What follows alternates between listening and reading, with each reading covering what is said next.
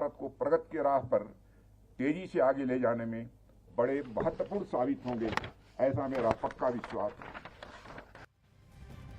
तो पाकिस्तान और चीन बॉर्डर पर तेजी से डेवलपमेंट हो रहा है, लगातार सड़कें तैयार की जा रही हैं और आज रक्षा मंत्री राजनाथ सिंह ने 75 परियोजनाओं का उद्घाटन भी किया जो बॉर्डर पर तैयार हुई हैं। इन योजनाओं में क्या कुछ है, सबसे पहले आपको ये बताते हैं। इन योजनाओं में 44 ब्रिज जो हैं वो समर्पित किए गए हैं। इसके अलावा 25 सड़कों का निर्माण भी हुआ इस योजना के तहत। और वहीं इस योजना के तहत 2 हेलीपैड और एक जीरो कार्बन हैबिटेट का भी निर्माण किया गया है।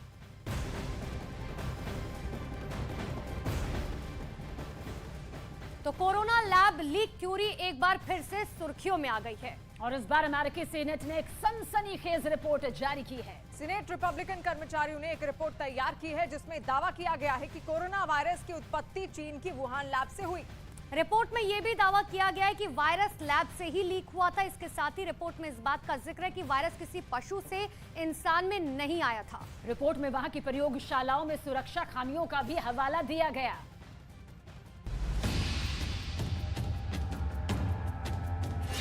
लैब से ही लीक हुआ कोरोना वायरस। ड्रैगन ने ही बनाया महामारी वाला वायरस। अमेरिका की रिपोर्ट से एक बार फिर मचा हंगामा। एक बार फिर कोरोना पर हंगामा मच गया है। पूरी दुनिया फिर से महामारी वाले इस वायरस की चर्चा करने लगी है और उसकी वजह है ये रिपोर्ट। 35 पन्नों की यह अंतरिम रिपोर्ट पेश की है सार्स-कोव-2 की उत्पत्ति का पता लगाने के लिए गठित अमेरिका की एक सेनेट समिति के रिपब्लिकन अल्पसंख्यक कर्मचारियों ने। इस रिपोर्ट में साफ कहा गया है कि इस वायरस ने प्रयोगशाला से मनुष्यों में प्रवेश किया है, ना कि जानवरों से इंसानों में। दुनिया में कोरोना वायरस कहां से आया, इस पर काफी बहस हो चुकी है और हर बार शक की सुई वुहान की ही तरफ उठती है और एक बार फिर इस रिपोर्ट में वुहान की तरफ इशारा किया गया है। ये रिपोर्ट ऐसे वक्त में आई है जब पूरे वुहान में एक बार फिर लोगों को उनके घरों में कैद कर दिया गया है। चीन में हालात कैसे हैं, उसे इस वीडियो से समझिए।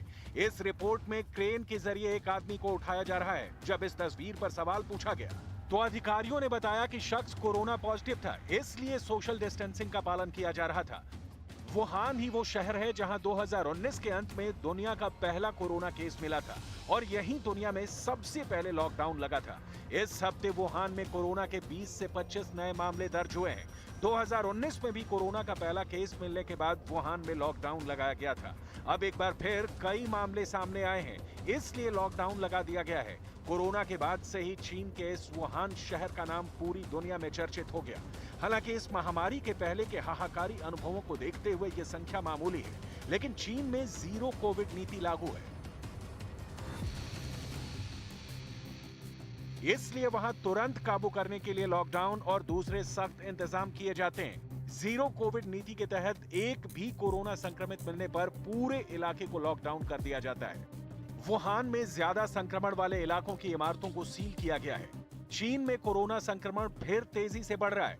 2 हफ्ते में वुहान में 240 नए कोरोना संक्रमित मिले हैं, इसलिए इस जिले में 8 लाख से ज्यादा लोगों को 30 अक्टूबर तक घरों में ही रहने के आदेश दिए गए हैं। वुहान में पहली बार संक्रमण की पुष्टि के बाद से ही चीन के राष्ट्रपति शी जिनपिंग ने जीरो कोविड पॉलिसी को लागू किया था। अब जान लीजिए कि क्या होती है जीरो कोविड पॉलिसी। संक्रमण आने पर तुरंत लॉकडाउन, टेस्टिंग बढ़ा दी जाती है, यात्राओं पर प्रतिबंध लगा दिया जाता है। हालांकि कुछ वैज्ञानिक रिपब्लिकन कर्मचारियों की इस रिपोर्ट को यह कहकर खारिज कर रहे हैं कि वुहान की लैब से ही वायरस लीक हुए, इसका कोई प्रत्यक्ष प्रमाण सामने नहीं आया है। लेकिन प्रयोगशाला रिसाव परिदृश्य के समर्थक साक्ष्य और संदिग्ध पैटर्न का हवाला देते हैं, जिसे रिपोर्ट में विस्तार से बताया गया है, जो लैब में संभावित चूक पर जोर देता है। देखिए, कोरोना वायरस के फैलने के साथ ही सबसे बड़ा सवाल यही था कि आखिर ये आया कहां से। अब अमेरिकी सीनेट की रिपोर्ट आने के बाद स्थिति करीब करीब साफ हो गई है कि वुहान कनेक्शन बहुत गहरा है। चलिए आपको बताते हैं कि रिपोर्ट में आखिर क्या कुछ है। रिपोर्ट में कहा गया है कि कोरोना वायरस लैब में रिसर्च से संबंधित घटना है। रिपोर्ट में इस बात का भी जिक्र किया गया है कि चीन के वुहान के लैब से ही कोरोना वायरस निकला था। साथ ही रिपोर्ट में साफ साफ लिखा गया कि ये वायरस प्राकृतिक तौर पर पैदा नहीं हुआ था। और वहीं महामारी फैलने के पीछे किसी जानवर के होने से भी रिपोर्ट में इंकार किया गया है। इतना ही नहीं, रिपोर्ट में कई सारी चीजें साफ की गई हैं। ये भी दावा किया गया है कि जानवरों से बीमारी फैलने के इसमें कोई भी सबूत नहीं मिले हैं।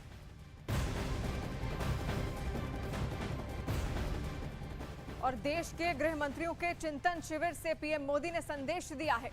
पीएम मोदी ने कहा कि कोई भी मैसेज फॉरवर्ड करने से पहले उसके फैक्ट चेक बहुत जरूरी है।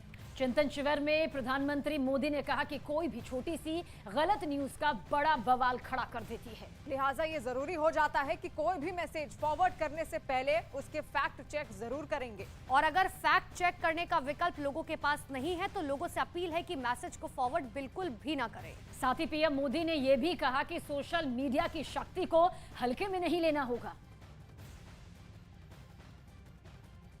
सोशल मीडिया की शक्ति को हमें काम करके क्या हो रहा है इतने मात्र से उसको आंकना नहीं चाहिए। एक छोटी सी फेक न्यूज पूरे देश में बड़ा बवाल खड़ा कर सकती है। हमें मालूम है आरक्षण की ऐसी अफवाह फैल गई, फेक न्यूज चल दिया, क्या कुछ नुकसान झेलना पड़ा था देश को। 6-8 घंटे के बाद जब पता चला तो सब शांत हो गए, लेकिन तब तक तो नुकसान बहुत हो चुका था। और इसलिए लोगों को हमें एजुकेट करते रहना पड़ेगा कि कोई भी चीज आती है उसको फॉरवर्ड करने से पहले 10 बार सोचो भाई। कोई भी चीज आती है उसको मानने से पहले जरा वेरीफाई करो। और सारे प्लेटफॉर्म पर वेरिफिकेशन की व्यवस्था होती है। आपको 1-2-10 जगह पे 8 चक्कर लगाओगे तो कुछ न कुछ नई वर्जन मिल जाएगा। ये हमें लोगों को एजुकेट करना होगा। हमें ऐसी फेक वर्ल्ड से ड्रिवन सोसाइटी, उसी से डरी हुई सोसाइटी, उसी से ड्राइव होने वाली सोसाइटी, इसके बीच में एक बहुत बड़ी शक्ति हमें खड़ी करनी होगी, टेक्नोलॉजिकल शक्ति खड़ी करनी होगी।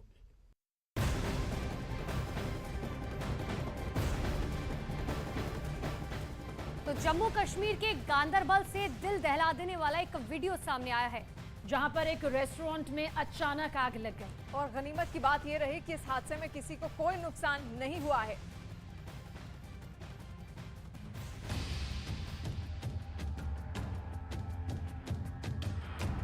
आग इतनी भीषण थी कि रेस्टोरेंट जलकर राख हो गया। इस घटना का जो वीडियो सामने आया उसमें वहां आग की लपटों के साथ काले धुएं का गुबार उठता दिखाई दिया,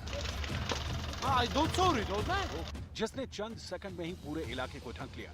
घटना की जानकारी मिलने के बाद फौरन फायर ब्रिगेड की टीम वहां पहुंच गई, जिसके बाद आग बुझाने का काम शुरू किया गया। लेकिन तब तक आग इतनी ज्यादा भयानक हो चुकी थी कि उसे बुझा पाना इतना आसान नहीं था। हालांकि कई घंटों की मशक्कत के बाद आग पर काबू पा लिया गया।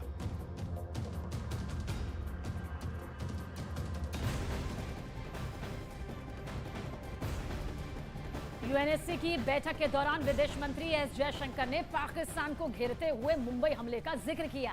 और मुंबई हमले को भी भुलाया नहीं जा सकता, ये उन्होंने कहा। साथ ही ये भी कहा कि मुंबई हमले के मास्टरमाइंड और साजिशकर्ताओं को सजा दिलाने का काम अभी अधूरा है। While one of the terrorists was captured alive, prosecuted and convicted by the highest court in India, the key conspirators and planners of the 26/11 attacks continue to remain protected and unpunished. और बड़ी खबर आ रही है रूस Ukraine युद्ध से जुड़ी हुई, जहां पर जंग के बीच खबर है कि रूस के राष्ट्रपति पुतिन ने अपना head hand nuclear plant active कर दिया है। इस डेड हैंड सिस्टम को रूस में पैरामीटर के तौर पर भी जाना जाता है। दावा है कि डेड हैंड सिस्टम न्यूक्लियर हमले को उसकी लाइट रेडिएशन और भूगर्भ एक्टिविटी से डिटेक्ट करता है। और इतना ही नहीं, रूस के पास दुनिया में सबसे ज्यादा करीब 6000 परमाणु बम हैं, जिसमें करीबन 1600 बम एक्टिवेट अब तक किए गए हैं।